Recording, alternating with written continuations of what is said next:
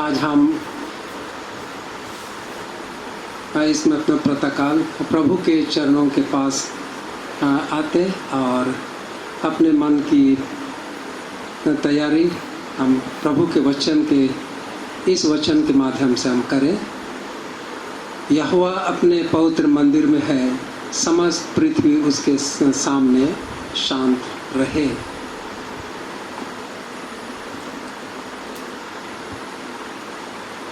ये हम शुद्धता की प्रार्थना एक साथ कहें। हे सर्वशक्तिमान परमेश्वर, तेरे सम्मुख सबके हृदय खुले हैं। तू सबकी अभिलाषाओं को जानता है और तू इसे कोई भी भेद छिपा नहीं है। अपने पवित्र आत्मा की प्रेरणा से हमारे हृदय के विचारों को शुद्ध कर कि हम तू इसे पूर्ण रूप से प्रेम करें, हमारे प्रभु यीशु ख्रिस्त के द्वारा, आमीन।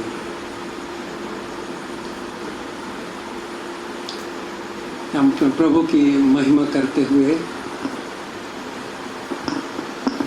अब एक गीत गाएंगे जो बिल्कुल हमारा जाना पहचाना गीत है। हमारी गीत संग्रह की पुस्तक में 360 गीत संख्या 360। महिमा से तू जो भरा हुआ, ज्योति में सदा रहने वाला, मनुष्यों में तूने जन्म लिया, फिर से यीशु जग में तू आएगा, आएगा यीशु आएगा, फिर से यीशु जग में तू आएगा, मनुष्यों में तूने जन्म लिया, फिर से यीशु जग में तू आएगा। भूमि आकाश में समा न सका, मंदिरों में तू रह न सका, नम्र होकर चरनी में पैदा हुआ, मनों में हमारे घर तू बना, घर तू बना यीशु, घर तू बना, मनों में हमारे घर तू बना, नम्र होकर चरनी में पैदा हुआ, मनों में हमारे घर तू बना। दानियल की तूने प्रार्थना सुनी, इज़रा की तूने सहायता की, बाबुल में तूने बेदारी भेजी, अपने लोगों को फिर से दे रिहाई, दे रिहाई यीशु, फिर दे रिहाई, अपने लोगों को फिर से दे रिहाई, बाबुल में तूने बेदारी भेजी, अपने लोगों को फिर से दे रिहाई।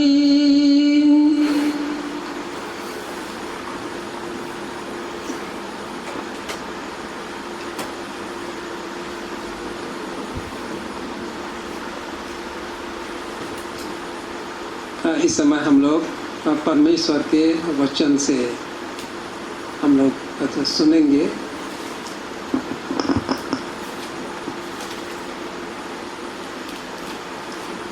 उत्पत्ति नामक पुस्तक 50वां अध्याय और उसके 15 पद से। उत्पत्ति नामक पुस्तक 50वां अध्याय और उसके 15 पद से। जब यूसुफ के भाइयों ने देखा कि हमारा पिता मर गया है, तब कहने लगे, कदाचित यूसुफ अब हमारे पीछे पड़े और जितनी बुराइयां हमने उससे की थी सबका पूरा पलटा हमसे ले। इसलिए उन्होंने यूसुफ के पास यह कहला भेजा, तेरे पिता ने मरने से पहले हमें यह आज्ञा दी थी, तुम लोग यूसुफ से इस प्रकार कहना कि हम विनती करते हैं कि तू अपने भाइयों के अपराध और पाप क्षमा कर। हमने तो तुझसे बुराई की थी, पर अब अपने पिता के परमेश्वर के दासों का अपराध क्षमा कर। और उसकी ये बातें सुनकर यूसुफ रो पड़ा और अपने भाई आप भी जाकर उसके सामने गिर पड़े और कहा, देख हम तेरे दास हैं। यूसुफ ने उनसे कहा, मत डरो, क्या मैं परमेश्वर की जगह पर हूँ?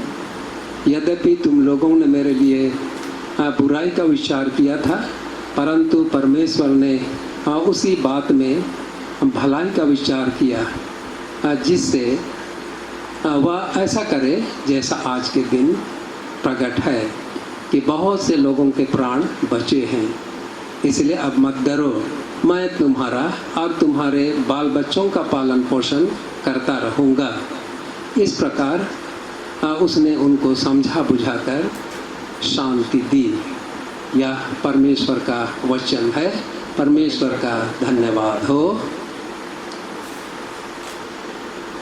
आइए हम इस पढ़े गए वचन पर ध्यान करने से पहले प्रभु परमेश्वर से आशीष मांगे। सर्वशक्तिमान पिता परमेश्वर, हम आपकी सहायता के बिना, आपके आत्मा के प्रकाश के बिना, आपके उन वचनों को जो हमसे पवित्र शास्त्र के माध्यम से बातें करना चाहते हैं, समझ नहीं सकते हैं, परंतु इस समय अपना आत्मा हम पर भेज दे कि आपके वचन के उसमें प्रकाशन को हम समझ सकें और उसके द्वारा आपके नाम की महिमा हो, हमारे प्रभु यीशु ख्रिस्ट के द्वारा। आमीन। आज हमने जो वचन पढ़े है, इस दुनिया में भाइयों की कहानियाँ सभी समाज में बहुत चाव से सुनी जाती हैं, कही जाती हैं।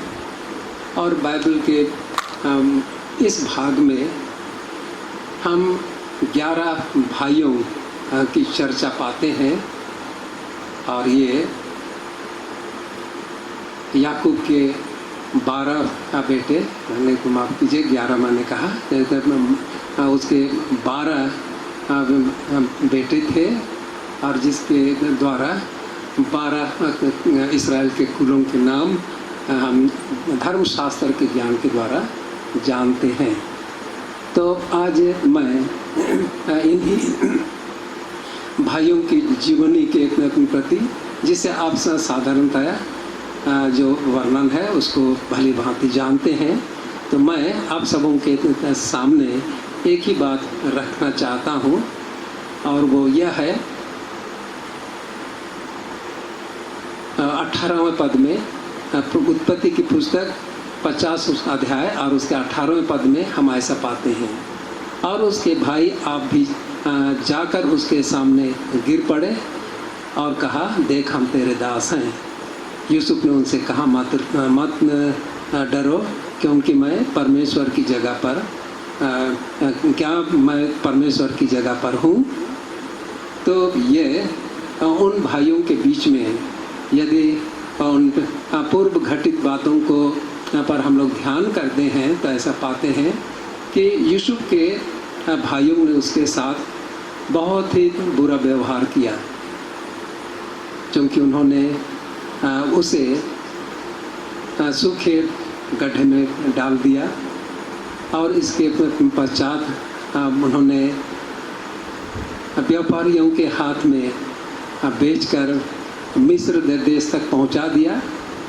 और उसके जीवन में एक बड़ी विपत्ति दिखाई पड़ती है, लेकिन परमेश्वर ने उसको इस तरह से आशीष दी कि उनके बाकी जो भाई हैं उनके संपूर्ण परिवार के लिए उसका मिस्र देश जाना एक आशीष का कारण बन गया।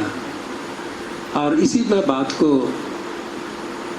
यूसुफ इसमें घटना में जबकि उनके भाइयों ने यूसुफ के साथ दुर्व्यवहार किया और अब उसी के अधीन में मिस्र देश में पहुंच गए हैं और उनके साथ उसने जो कुछ भी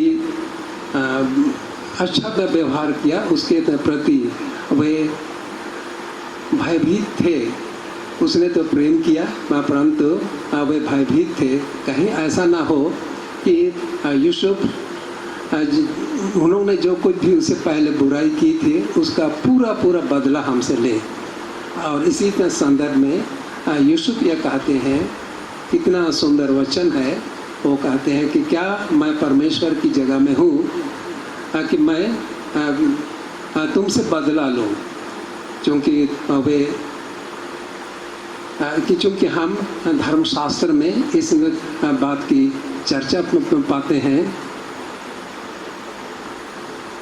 लैव्य व्यवस्था की पुस्तक में प्रभु का वचन ये कहता है कि मैं अपना पवित्र हूँ, तुम भी अपना पवित्र बनो।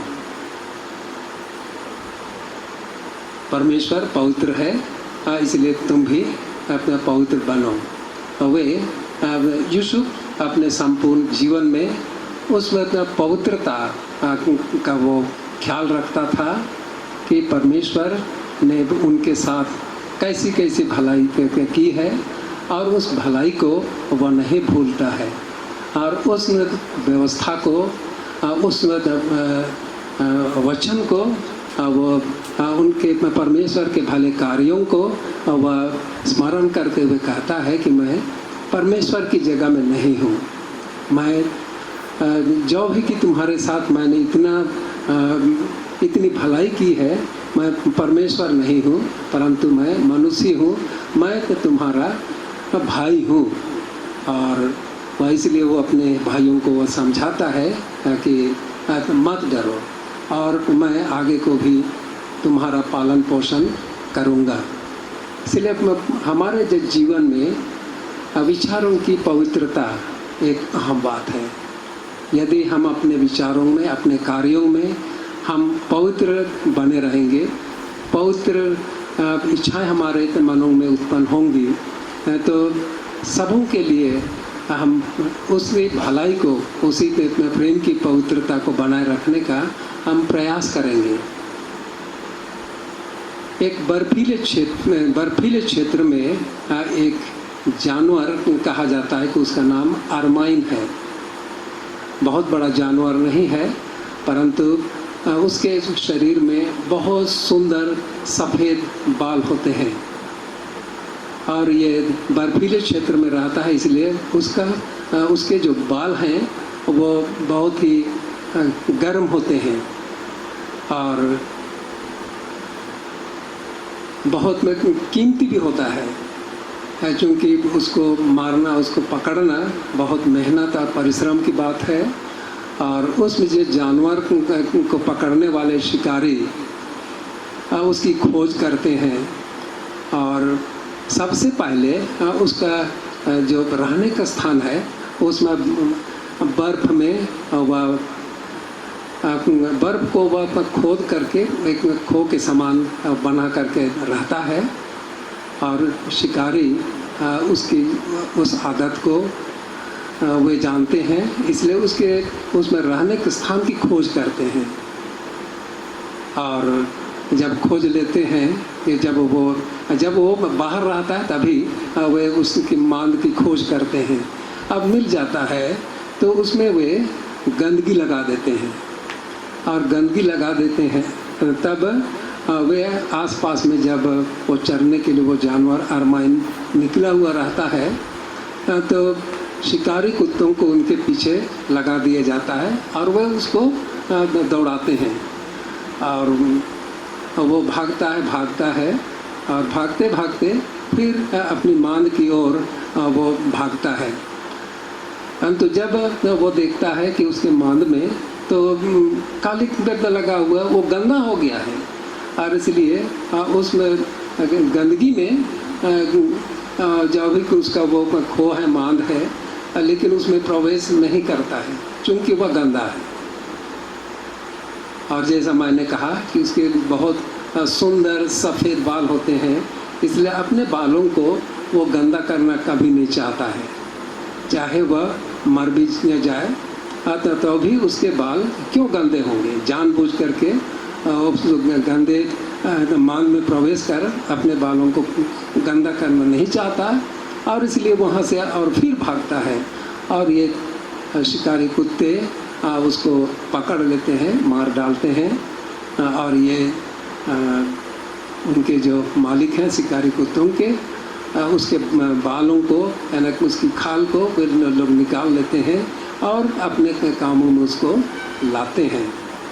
तो ये एक जानवर की कहानी है, परंतु ये एक ऐसी कहानी है, इसमें जानवर की उस आदत से हमको शिक्षा लेनी चाहिए कि हर हाल में अपने सुंदर सफ़ेद बालों को वह गंदा करना नहीं चाहता। तो उसी तरह से यूसुफ अपने जीवन में यदि हम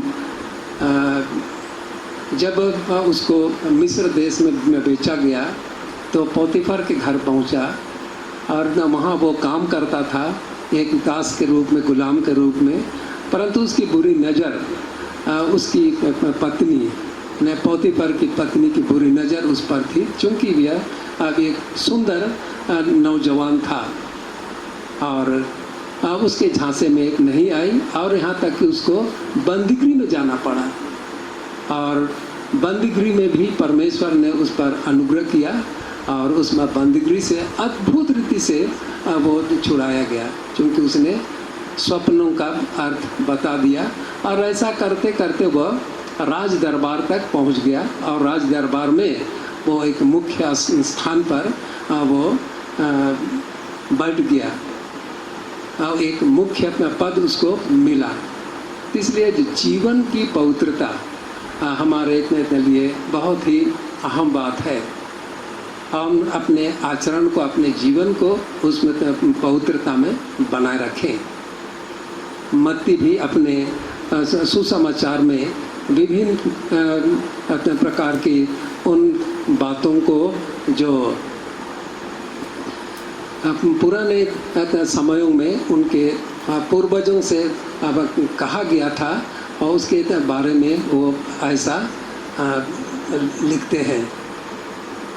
तुम सुन चुके हो कि पूर्व काल कहा गया था, माफ़ करिए, तुम सुन चुके हो कि कहा गया था अपने पड़ोसी से प्रेम रखना और अपने बैरी से बैर, परंतु मैं तुमसे यह कहता हूँ कि अपने बैरियों से प्रेम रखो और अपने सताने वालों के लिए प्रार्थना करो, जिससे तुम अपने स्वर्गीय पिता की संतान ठहरोगे, क्योंकि वह भले और बुरे दोनों पर अपना सूर्य उदय करता और धर्मी और अधर्मी दोनों पर मेघ बरसाता है। और भी इस अध्याय में बहुत सारी बातें हैं जिसे सुसमाचार का लेखक तुम सुन चुके हो से शुरू करते हैं। तुम सुन चुके हो अर्थात कि उनकी व्यवस्था में जो बातें लिखी गई थी कि जो बुराई करता है उस बुराई के लिए ठीक उसी तरह से उसको बदला दिया जाए। परंतु हम यूसुफ के जीवन में यह पाते हैं कि उसने अपने भाइयों के साथ दुर्व्यवहार नहीं किया, उनसे उनकी बुराइयों के लिए बदला नहीं लिया, परंतु उनके साथ प्रेम के साथ कहा कि मैं परमेश्वर की जगह में नहीं हूँ, मैं परमेश्वर नहीं हूँ कि मैं तुमसे बदला लूँ। क्योंकि हम धर्मशास्त्र में यहूदियों की व्यवस्था में यह पाते हैं, परमेश्वर का वचन कहता है कि पलटा मत लेना, क्योंकि पलटा लेना तो मेरा काम है और मैं ही बदला दूंगा। और इसलिए ये जीवन की पवित्रता, अपने सोच, अपने कामों की अपने पवित्रता वह हमारे जीवन में जब बनी रहती है तो इस छोटे जानवर अरमाइन के समान कोई भी परिस्थितियाँ हमारे पास क्यों ना आए, परंतु हम उसको गंदा होने नहीं देना चाहते और ऐसा करने के द्वारा हम परमेश्वर पिता के नाम की महिमा करते हैं। और पौलुस प्रेरित ने रोम निवासियों को अपना पत्र लिखते हुए आपने कहा, मैं इसको आप सबों के सामने ऐसा रखना चाहता हूँ कि मानो पौलुस प्रेरित के जो जीवन में या एक ऐसा मंत्र था जो सब विश्वासियों को वो देना चाहते थे। और वो ऐसा लिखते हैं, रोम निवासियों को पौलुस प्रेरित का पत्र 13वां अध्याय और उसके 8वें वचन में, आपस के प्रेम को छोड़ और किसी बात में किसी के कर्जदार ना हो, क्योंकि जो दूसरे से प्रेम रखता है उसी ने व्यवस्था पूरी की है। प्रेम को, आपस के प्रेम को छोड़ करके और किसी बात में किसी के कर्जदार मत बनो। ये कितनी बड़ी बात है कि प्रेम आपस का अपना प्रेम हम सबों को यानी एक दूसरे से प्रेम करने का कर्जा लेना चाहिए। आज की परिस्थितियों में हम इस बात की बहुत घटी पाते हैं। और एक जब कोई हमारे लिए बुरा करता है तो उस बुराई के प्रति उससे बदला लेने की भावना से हम जलते रहते हैं। और जब तक बदला नहीं लेते तब तक हमारे मन में हमारे मन को चैन नहीं मिलता, शांति नहीं मिलती।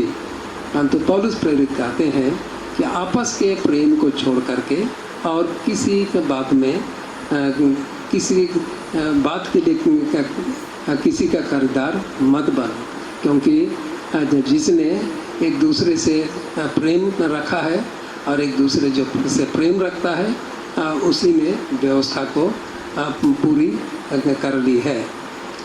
इसलिए पौलुस प्रेरित उससे पहले वो 12 अध्याय रोम निवासियों को पत्र में 12 अध्याय उसके 19 पद में ये कहते हैं कि प्रियो, बदला न लेना परंतु परमेश्वर के क्रोध को अवसर दो, क्योंकि लिखा है बदला लेना मेरा काम है, प्रभु कहता है मैं ही बदला दूंगा। इसलिए आज हम यीशु के जीवन से इसमें बात को सीखते हैं।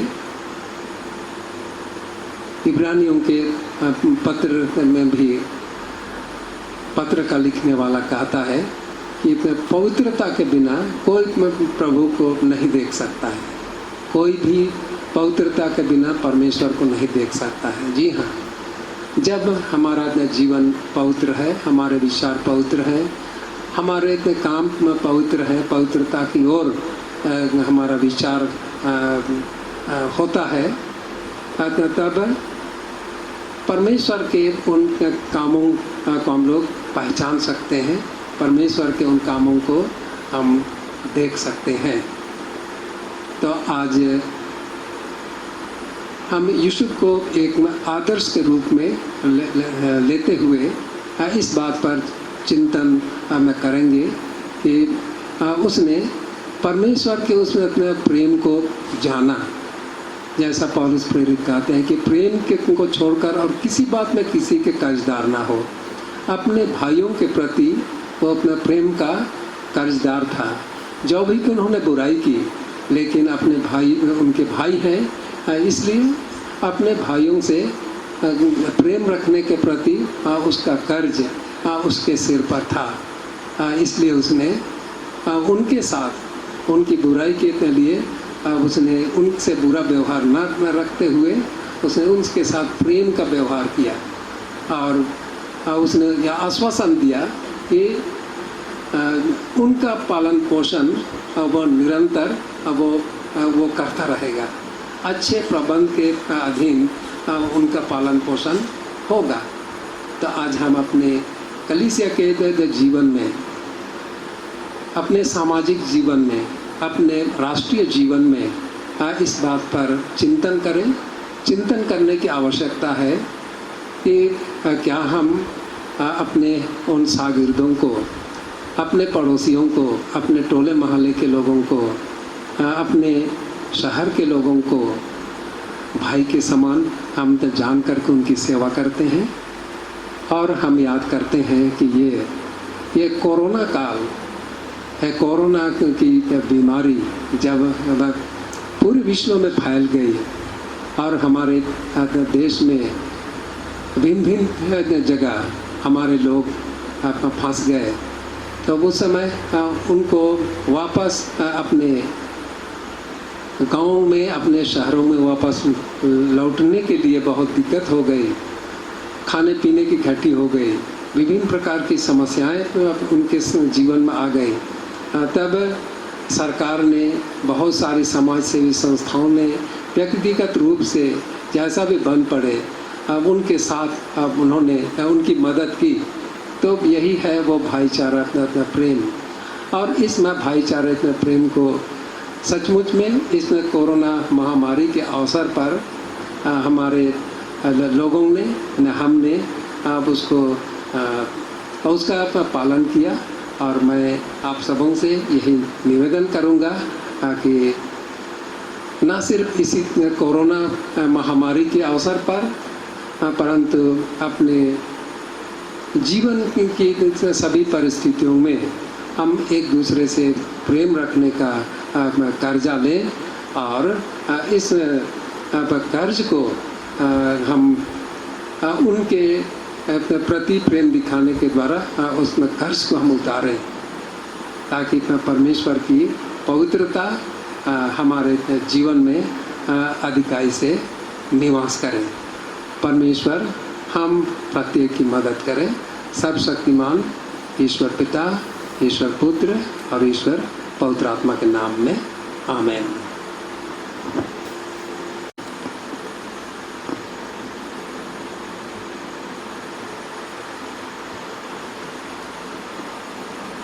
और एक गीत हम लोग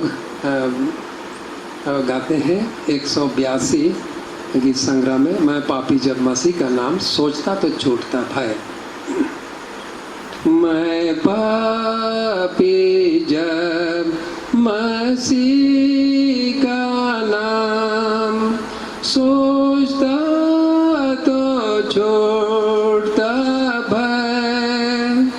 वह यीशु है और उसका काम पाप से बचाना है। ईश्वर का बेटा और मसीह और जगत का निस्तार, मंडली का शेर दूल्हा भी धर्मात्मा देने हार। भला रखवाला भेड़ों का संसार की ज्योत प्रकाश, राजा यहूदी लोगों का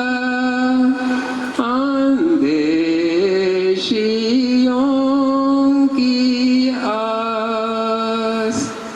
आमीन। प्रार्थना करें।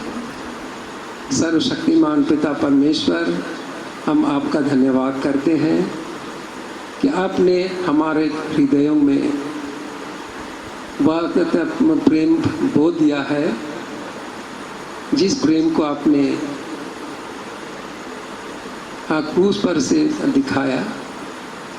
और वचन हमें स्मरण दिलाता है कि परमेश्वर ने भी जगत से ऐसा प्रेम रखा कि उसने अपना इकलौता पुत्र यीशु ख्रिस्त दे दिया।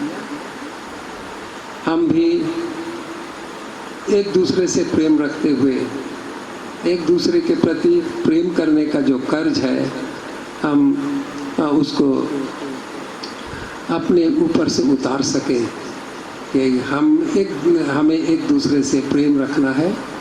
और इस समय इस अशांत दुनिया में, जबकि बदले की भावना से यह दुनिया जल रही है, ऐसी परिस्थितियों में हम तो सबों को आप ऐसा बल दें कि हम अपने जीवन की उसमें पवित्रता को आपकी उस पवित्रता को बनाए रखते हुए उसमें छोटे जानवर अरमाइन के समान अपने आप को शुद्ध और पवित्र रखें और वही में शुद्ध और पवित्र जीवन, जैसा पौलुस प्रेरित कहते हैं कि तुम अपने जीवनों को शुद्ध और पवित्र और जीवित और पवित्र बलिदान के रूप में अपने आप को अर्पण करो। हे प्रभु, या वर दे कि हम अपने जीवन को आपके हाथों में शुद्धता के साथ अर्पण कर सकें और इस कोरोना महामारी के अवसर पर जितने भी बहुत बीमार लोगों की देखभाल करते हैं, हमारे डॉक्टर्स हैं, पैरामेडिकल स्टाफ है, पुलिस है, प्रशासन है, विभिन्न प्रकार से उनकी देखभाल करने की चिंता कर रहे हैं और उन बीमार लोगों को भी आपके हाथ में सौंपते हैं। प्रभु, आप उनकी सहायता करें और हम भी सरकार के उन आदेशों का पालन करें जिससे कि उसकी रोकथाम हो सके, उनसे बचाव हो सके। हम उन नियमों का पालन करते हुए उसकी रोकथाम में हम तो स्वयं भागीदार बने और ये रोग, ये महामारी हमारे देश से, विश्व से दूर हो जाए, हमारे प्रभु यीशु ख्रिस्ट के द्वारा। आमीन। और परमेश्वर की शांति समझ से परे है, परमेश्वर के और उसके पुत्र हमारे प्रभु यीशु ख्रिस्ट के ज्ञान और प्रेम में हम सबों के हृदय और मन के विचारों को सुरक्षित रखे और ईश्वर सर्वशक्तिमान पिता की और पुत्र की और पवित्र आत्मा की आशीष हम पर हो, इस समय से लेकर के हमारे जीवन के सब दिन हमारे साथ रहे। आमीन।